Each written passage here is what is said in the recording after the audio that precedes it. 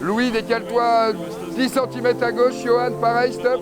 Il y a des photos qui marquent l'histoire. Ce dimanche matin, les 40 skippers de la 10e édition du Vendée Globe ont posé pour la postérité. Allez, c'est bon, merci. La foule était au rendez-vous pour ce premier week-end sur le village des Sables d'Olonne.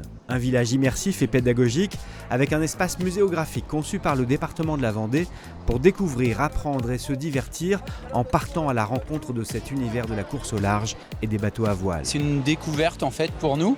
On n'a pas pu y aller il y a 4 ans avec le Covid. Donc on s'était déjà mis cet événement en fait en ligne de mire et puis là c'est l'occasion en fait de découvrir un petit peu ce qu'ils font et démystifier un petit peu tout ça quoi. Après moi j'ai très envie de les suivre sur l'ordinateur ou la télé.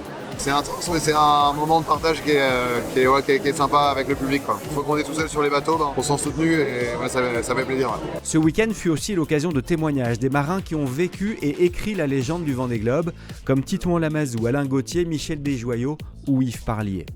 Tout le Vendée, on l'a suivi super près et avec tous les rebondissements qu'il y a eu. Donc moi j'étais de l'autre côté, mais c'est vrai que j'avais qu'une envie, c'était d'être au départ.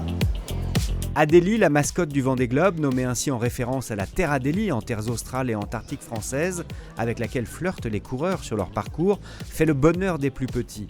Adélie a été choisie pour être la porte-parole de l'engagement du Vendée Globe envers la préservation de l'océan. Sur les pontons, les 40 IMOCA de 18 mètres sont l'objet de toutes les attentions du public. Les plus chanceux montent à bord et découvrent les bijoux de technologie que sont devenus ces bateaux. Ma foi, c'est très impressionnant de voir ces embarcations et tout ce matériel, toute cette préparation. Voir les skippers, les bateaux, les enfants sont ravis, c'est top. C'est surtout impressionnant le nombre de câbles qu'il y a dans les bateaux, il y en a tellement, on ne sait même pas il y en a combien.